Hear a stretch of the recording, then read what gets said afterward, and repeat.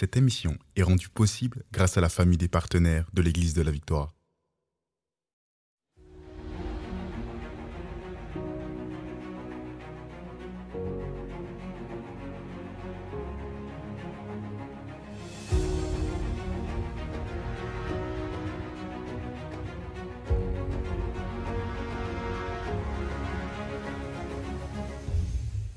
Bonjour tout le monde et bienvenue à l'émission Parole de foi. Ici le pasteur Joel Spinks, accompagné de pasteur Sam Bella et du ministre Nathanaël Sold. Nous sommes ensemble aujourd'hui pour vous parler de l'importance de lire la parole de Dieu, mais aussi comment Dieu veut vous parler à partir de sa parole et aussi comment lire la Bible. Aujourd'hui, on va parler des choses très pratiques.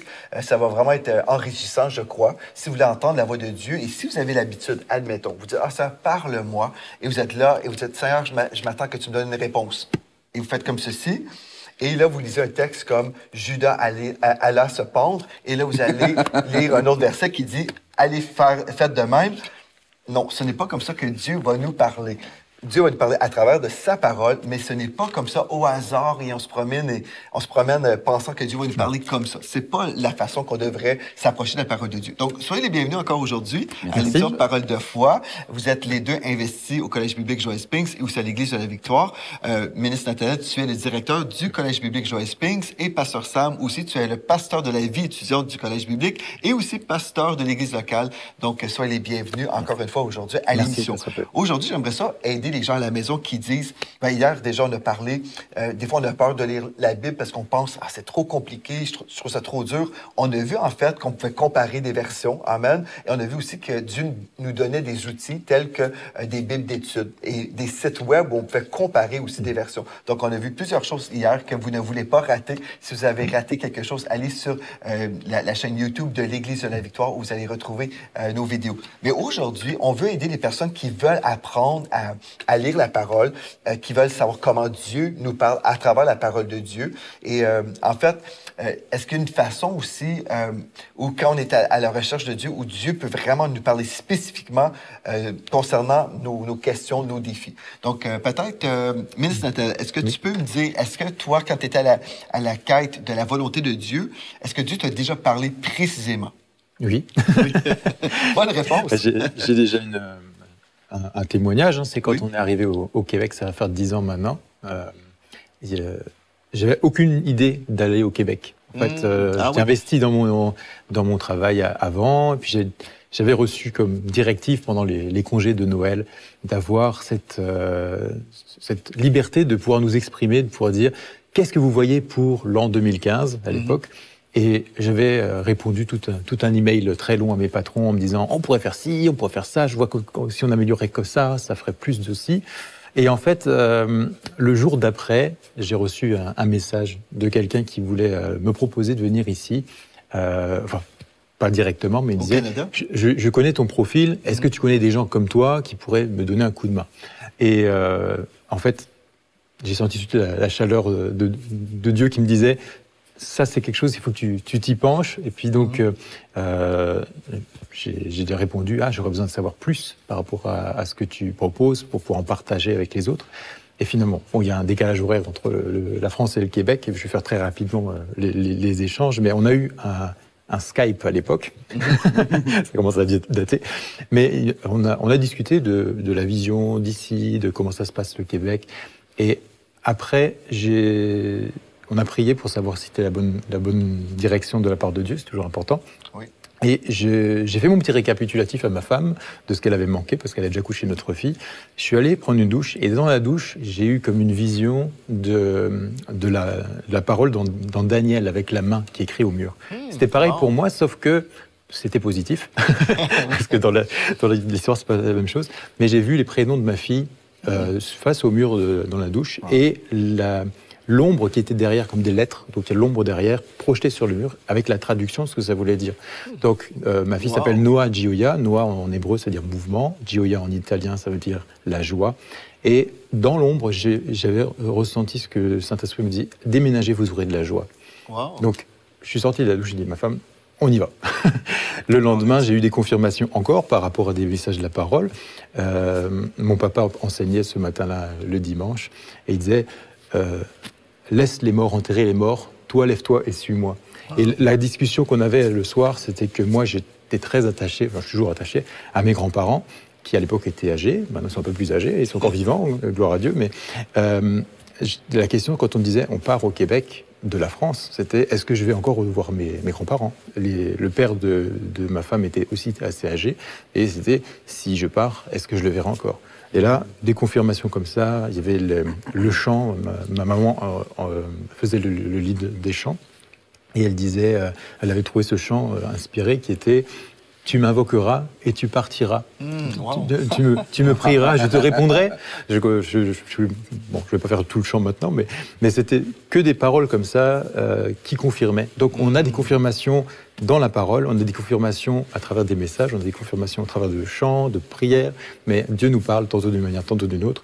Moi, ça a toujours été avec la parole de Dieu pour ce genre de choses. Et ça, c'est très important parce que quand tu prends des grandes décisions comme ça, là, quand tu peux te référer à la parole de Dieu et te dire, ben voilà, Dieu a parlé, telle référence biblique. Puis des fois, c'est pas la référence qu'on voit. Des fois, on entend une parole, mais on sait que c'est la parole de Dieu. Et Dieu nous parle par sa parole. Il peut aussi nous parler par une parole prophétique. Quelqu'un ignore notre situation, mais arrive avec une parole qui confirme ce qu'on avait déjà reçu de la part de Dieu. Donc, c'est vraiment génial. C'est que Dieu t'a parlé à travers la parole qui était dans la bouche aussi des prédicateurs et tout ça. C'est glorieux. Pasteur Sam? Un peu le même principe. Parlons de s'en venir ici dans la région, alors que Pasteur Émilie et moi, on ressentait vraiment, ça faisait 2 ans que le Seigneur nous parlait, en sachant qu'on allait avoir un grand changement qui allait arriver. Et puis, une fois, qu'est-ce qui s'est passé, c'est qu'on était justement sur l'autoroute, et puis on s'est mis à voir des un partout. Des un partout. Et puis, on s'est dit, ben, qu'est-ce qui se passe? C'est sûrement que le Seigneur veut capter notre attention sur quelque chose. C'est pas que Dieu est dans la numérologie ou des choses comme ça, mais parfois, le Seigneur veut nous parler. Mais nous, on sait que s'il veut nous parler, c'est dans la parole de Dieu. Et puis, on a regardé, et Deutéronome 11:11 dit, « Le pays que vous allez posséder est un pays de montagnes et de vallées. Et lorsqu'on a passé, on passait juste devant la région qui commençait à avoir des montagnes et des vallées. Parce que la topographie du Québec, c'est comme il y a tout près d'ici, c'est plat et tout d'un coup, les montagnes commencent. Et puis, lorsqu'on était sur l'autoroute, on s'en allait juste voir des amis, on ne vivait pas encore dans la région. C'est là que les 1 sont arrivés de partout et tout ça. Et on roulait à 111 sur l'autoroute et c'est là qu'on est tombé à 111 111 km sur notre voiture. Et en tout cas, toutes sortes de trucs un peu spéciaux. Des clins d'œil de Dieu. Ouais, des clins d'œil de Dieu. Et puis, lorsque Dieu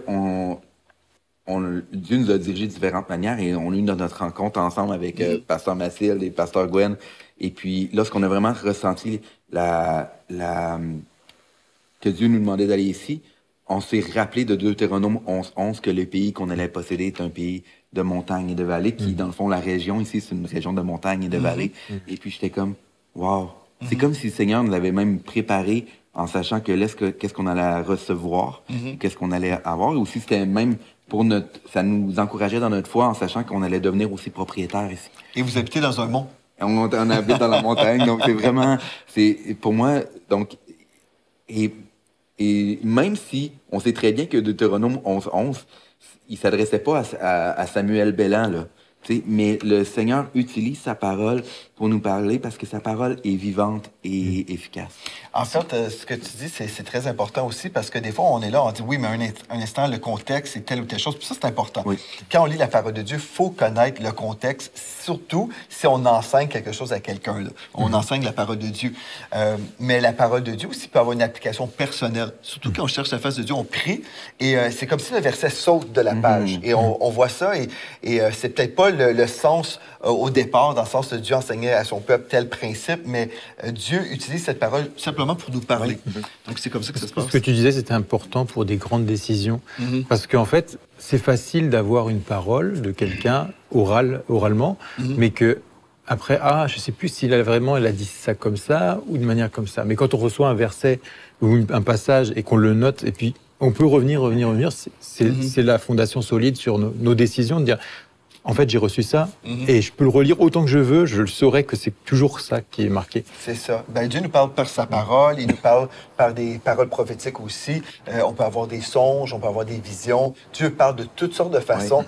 Mais, comme on a vu hier, la parole de Dieu, OK, cette parole, elle est l'autorité. Parce que quelqu'un pourrait arriver et dire, ben voilà, moi, j'ai reçu une parole de Dieu qui dit que toutes les églises devraient être fermées. Ben là, cette parole ne correspond pas à la parole de Dieu. Donc, elle ne passe pas le test, elle ne passe pas le filtre. Donc, c'est une parole à rejeter. Ou la parole, Jésus, c'était juste un prophète. Non, ça, c'est faux aussi. Donc, en fait, on peut avoir toutes sortes d'opinions, des idées, mais la parole de Dieu va toujours nous protéger de nous-mêmes et des personnes qui sont aussi mal influencées. Moi, en fait, j'ai reçu une parole de la part de Dieu quand j'étais dans un temps de prière pour ce bâtiment, par exemple. Nous sommes ici au Canada, dans la ville de Cowansville. Mais au départ, Dieu m'avait parlé pour une ville précise. Et puis, je crois que Dieu ne se repent pas de rien. Et puis, je crois que nous sommes en chemin vers cette ville, même si c'est pas demain matin. Peut-être, oui, peut-être. On va avoir une surprise aujourd'hui. On va avoir un don extraordinaire pour ça. Mais l'église, en tout cas, ce futur bâtiment n'est pas encore construit, donc peut-être le terrain va être transféré aujourd'hui, qui sait? Alléluia. Mais en gros, je priais, j'ai dit, Seigneur, tu m'avais parlé par rapport à telle ville.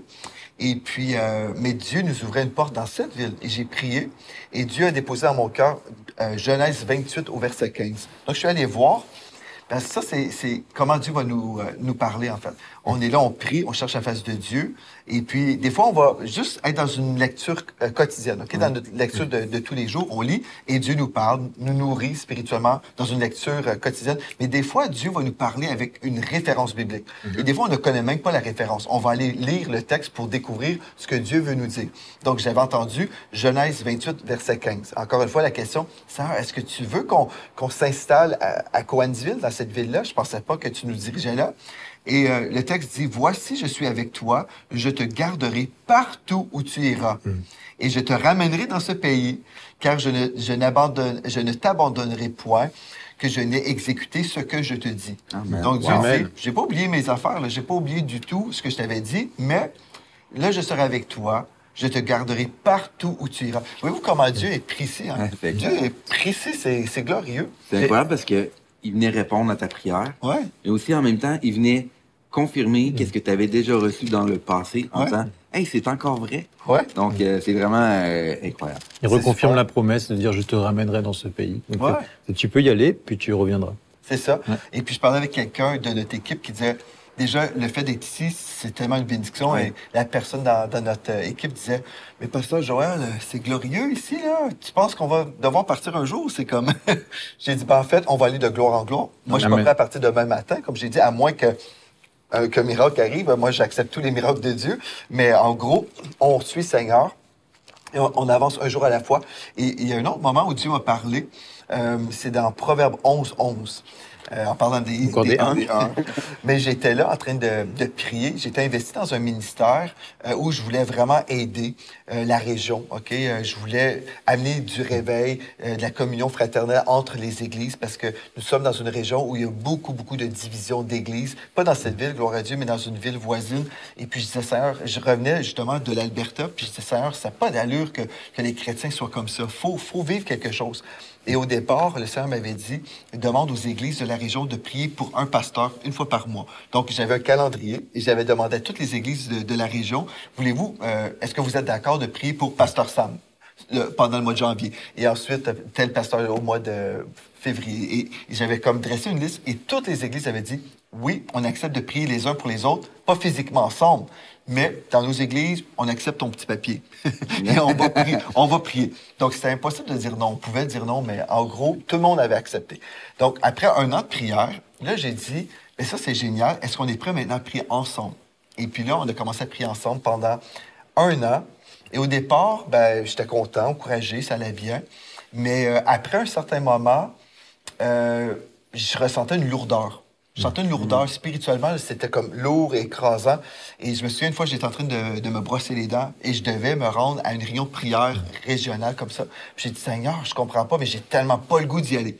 Et des fois, on pense que on est juste charnel. Si on n'a pas le goût, c'est charnel. Puis allez, tu dois te pousser, là, puis te motiver. Mais des fois, Dieu veut qu'on soit alerte aussi, qu'on soit allumé. qu'on réalise, en fait, qui va nous parler aussi, parce que nous sommes une créature en 3 dimensions, l'esprit, l'âme et le corps. Et j'habite un corps, mais j'ai une âme, une pensée, une volonté et des émotions. Et dans mes émotions, je sentais que ça va pas, puis j'ai pas le goût d'y aller, là. Et puis, le Seigneur, j'ai dit, parle-moi, Seigneur. Si c'est juste ma chair qui veut pas y aller, parle-moi, montre-moi. Et Dieu m'a dit, Proverbe 11:11. J'étais en train de brosser mes dents. Et le Seigneur dit, Proverbe 11:11. J'ouvre ma Bible, c'est quoi, Proverbe 11:11? Et le texte, rappelez-vous, j'étais investi dans une réunion de prière régionale pour la ville. La ville s'élève par la bénédiction des hommes droits, mais elle est renversée par la bouche des méchants. Ce texte venait de me dégager. Parce que le texte disait, la ville s'élève par la bénédiction des hommes droits. Si on bénit la ville, en fait, elle peut s'élever dans la bénédiction, mais elle est renversée par la bouche des méchants. Et quand j'ai lu ça, j'ai eu comme le réma, la révélation tout de suite, c'est que puisque les hommes veulent se maudire, même moi, je peux rien faire en ce moment, parce qu'il y a trop de malédictions. Et je vais pas élaborer le témoignage, c'est assez long quand même, mais en gros, je me suis retiré. Plus tard, je suis revenu parce qu'on m'a invité pour aller prêcher là-bas. Ah, mais je vais juste dire une chose, c'est très important. Je me suis retiré. Quand même, j'ai dit, OK, Seigneur, je vais plus participer dans ces réunions-là. Pas parce que j'abandonnais le fait que Dieu pouvait agir, mais que, en fait, c'était pas mon appel à ce moment-là de m'investir là-dedans. Et puis, mais j'ai dit au pasteur avec qui je travaillais à l'époque, j'ai dit, je vais me retirer. Je ne lui ai pas dit tout ça, là. J'ai juste dit, je vais me retirer. Je suis très, très occupé dans le ministère. Et c'était la réalité aussi. J'étais occupé. Et puis, il dit, mais est-ce que tu peux être là mercredi quand même? Parce que tu es engagé, tu devais être là. Est-ce que tu peux être là quand même mercredi? Je dis, oui, pas de souci, je vais y aller. Et puis, sans savoir, il décide, il dit, j'aimerais ça vous inviter ce soir dans Proverbe 11:11. Et c'était le même texte. Il commence à lire ça. Et lui, il prend le côté positif. Et puis, j'ai compris, lui, il va prendre la relève pour que la bénédiction se manifeste. Mais Dieu me disait, c'est plus ton mandat, là. Parce que Dieu m'appelait à faire d'autres choses. Mais au début, je voulais cette unité, mais quand les hommes ne voulaient pas, Dieu me dit, OK, toi, tu as fait ta part, et puis là, je vais faire d'autres choses avec toi. Oui, c'est ça, parce qu'après ça, le Seigneur, il a juste apporté quelqu'un d'autre à faire l'œuvre que tu avais débutée. Et puis, c'est comme ça, dans l'œuvre de Dieu, le Seigneur nous apporte dans des mandats. C'est ça. Et puis, quelqu'un d'autre peut poursuivre. Et puis, on avait commencé ensemble, mais c'est lui qui a pu poursuivre, et gloire à Dieu pour ça. Mais c'est important de pas juste lire la Bible comme étant un livre. Toi, Pasteur Sam, tu disais juste avant là, que tu crois que la parole de Dieu, elle est vraiment vivante. Exact. C'est ça. Ben oui, parce que la parole de Dieu, justement, dans Hébreux 4, verset 12, ça dit que la parole de Dieu est vivante, agissante et plus acérée qu'une épée à 2 tranchants. Et donc, ça veut dire que la parole de Dieu, là, elle vient vraiment comme... elle est vraiment puissante et elle est vivante. Donc, ça veut dire que c'est pas seulement un livre d'histoire, c'est un livre de révélation. Donc, même si on lit, on peut être conscient justement de l'histoire, on peut être conscient des contextes, mais elle va toujours venir pour justement nous apporter, élever quelque chose qui se passe dans notre vie, nous donner une direction. Elle va donner une révélation parce qu'on peut lire le même passage, puis là, ça fait 10 fois qu'on lit, mais aujourd'hui, on va le lire, puis on va faire comme, wow, on va avoir une nouvelle perspective avec ça. Pourquoi? Parce que lorsqu'on la lit de façon inspirée, c'est rempli de révélations. Amen. Donc, ça veut dire qu'on la lit avec l'aide du Saint-Esprit, et c'est le Saint-Esprit qui vient apporter qu'est-ce qu'on a besoin dans ce moment-là. Parce que même si je lisais ma Bible quand j'étais adolescent, quand que je vais relire Philippiens, qui est mon livre préféré de la Bible, je vais le relire encore aujourd'hui, puis je l'ai relis cette semaine, et puis ça m'a encore touché. Ça m'a encore, il y a des choses, il y a des nouvelles perspectives, on dirait, qui viennent me voir, parce que la Bible est inspirée, et elle est inspirante pour chacun de nous. Oui, puis des fois, comme tu dis, on peut lire 10, 20 fois le passage, mais quand Dieu parle, pas forcément dans ce passage, mais par rapport à notre propre vie, et par exemple, des fois, on peut se ressentir, ah, toi, tu es comme, par exemple, Caleb, ou Josué, ou Moïse. Et après, quand on relit la parole en lisant qu'est-ce que ce personnage a fait, on me dit, ah, si Dieu m'a dit que je suis comme un tel, et que un tel a fait ça dans la Bible, en fait, il veut me dire que en fait, je peux accomplir telle chose, peut-être, ou avoir la même attitude de cœur, ou des choses comme ça. Donc, c'est pour ça que ça parle en plusieurs niveaux, en plusieurs façons, et tout au long de notre vie, on va, avec les découvertes de ce que Dieu dit de notre propre vie, et de notre appel aussi, mais il va après rajouter en disant, tu vois ce personnage, eh bien toi tu vas faire pareil. Ou prendre tel personnage, tu n'es peut-être plus dans cette saison-là. Donc, ça ne te concerne plus, comme tu veux Ce que dire. tu dis, en fait, ça me fait penser à ce que j'ai partagé il y a quelques semaines. Je pense que c'est le premier dimanche de 2025. J'ai prêché justement entre autres, sur le personnage de Néhémie. Et puis, c'est spécial parce que quand l'Esprit de Dieu m'avait parlé, je crois que c'est peut-être en 2003, c'était avant de déménager en Alberta. Donc, en 2004, on habitait en Alberta. Et en 2003 aussi, donc c'est peut-être en 2002. Bref, ça fait longtemps. Mais j'ai entendu dans mon esprit le Seigneur dire « Je t'appelle au ministère de Néhémie ». Et puis, j'avais lu toute la Bible, mais je m'en rappelais plus. À l'époque, j'étais comme « Néhémie, c'est quoi encore l'histoire de Néhémie? » Donc, je suis allé ouvrir ma Bible, j'ai lu le texte, et puis là, j'ai compris, Néhémie était responsable de rebâtir les murs de Jérusalem. Qu'est-ce que Dieu veut me dire par ça? Et puis, mais c'est spécial, plus tard, j'ai compris que Dieu nous appelait à rebâtir les murs de l'Église, que l'Église avait vécu des choses compliquées. Et puis là, Dieu voulait qu'on équipe le corps de Christ avec de l'enseignement, avec des vidéos de louanges, avec l'école biblique, par exemple, le collège biblique, avec des outils, justement, pour équiper le corps de Christ. Et ce qui est spécial, c'est que plus tard, comme l'Esprit de Dieu nous a appelés à travailler ensemble, plusieurs dans notre équipe, entre autres les Bélans, avaient aussi reçu une parole de Néhémie. Entre autres, le pasteur Gwen, Néhémie. Et toi aussi, je crois. Pas Néhémie directement, mais la façon de ma vie, j'ai toujours construit des choses et Néhémie, c'est le reconstructeur pour mettre des bases solides. Donc, ça fitait vraiment ensemble, toutes les paroles qu'on avait reçues, et vous aussi. Hein? Oui, puis nous, Néhémie, c'est une histoire qui nous touche beaucoup. Ah, c'est votre fils, pardon. C'est votre fils qui s'appelle Néhémie. Et on a appelé notre premier garçon Néhémie. Et moi, je veux juste encourager à tous les gens qui nous écoutaient en ce moment là, de donner la chance au Seigneur de vous parler par la parole de Dieu. Justement, voyez-les pas comme un devoir à faire, comme on parlait hier de tout ça, mais de voir comme le Seigneur, qu'est-ce qu'il veut faire aujourd'hui, c'est parler à votre cœur à travers sa parole. Donc, voyez-le comme si vous prenez un café avec Jésus. Là. Donc, parce que c'est ça, c'est son Saint-Esprit qui veut nous parler à travers sa parole. Le jour qu'on comprend comme ça, on ne dit pas, aujourd'hui, on prend un livre d'études et on étudie. C'est pas ça. Et si vous prenez plaisir à étudier, il n'y a pas de problème. Mais le point, c'est de dire, OK, c'est plus que ça. C'est qu'il y a vraiment comme le Seigneur aujourd'hui, il veut vous parler à travers sa parole. Et puis, je vous dis, laissez la chance à la parole de Dieu de transformer vos cœurs, de vous parler, d'agir en profondeur. C'est une conversation, en fait. Moi, je vois ça comme ça, parce que on a dit que c'était la lettre d'amour du Père, la Bible. Mais en fait, des fois, on peut parler de vive voix, mais quand on n'a pas cette capacité, on s'envoyait des lettres autrefois. Et donc, on peut communiquer comme ça, et là, on peut dire, Dieu m'envoie sa lettre avec qu'est-ce qu'il a envie de me dire à moi aujourd'hui. Et c'est ça, en fait, la parole, c'est... Puis, on peut parler du contexte pour la compréhension. On en parlait tout à l'heure, avec ton contre-exemple de dire Judas est fait de même, mais c'est assez facile dans les Bibles actuelles. Il y en a toujours un petit... au début, par exemple, de Matthieu ou d'un autre livre, il y a un petit contexte en disant un tel a écrit ce passage et voilà, c'était de telle date à telle date. C'est une petite introduction, mais ça peut nous mettre déjà dans comment je pourrais comprendre ce que je suis en train de lire et justement pas lire tel verset, mais dire ok, il y a des chapitres, donc il y a peut-être des versets avant, versets après qui me font comprendre l'ensemble du message. Demain, je pense qu'on va poursuivre, on va parler en fait, on va répondre à la question comment lire la Bible. On ne parle pas ici de comment lire en français. Là. On est vraiment comment lire la Bible. Est-ce qu'on devrait comprendre notre alliance? Est-ce qu'on devrait lire dans son contexte? Sûrement, vous allez dire oui, OK.